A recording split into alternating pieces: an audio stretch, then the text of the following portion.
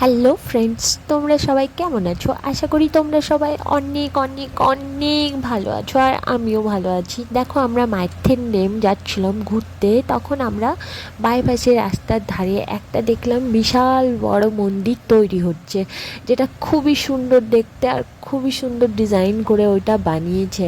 জানতাম না যে ওইটা কোন মন্দির। তারপরে আমরা আর একটু সামনে গেলাম, মন্দিরের সামনে দেখছি ওয়াও কি সুন্দর মন্দিরটা তৈরি করছে, যেটা ফার্স্ট ফ্লোরে হচ্ছে বজরংবলির মন্দির আর একটা মা দুর্গার মন্দির, আর সেকেন্ড ফ্লোরে হচ্ছে শ্যাম বাবার মন্দির, শ্রী খাটু শ্যাম ভগবানের মন্দির।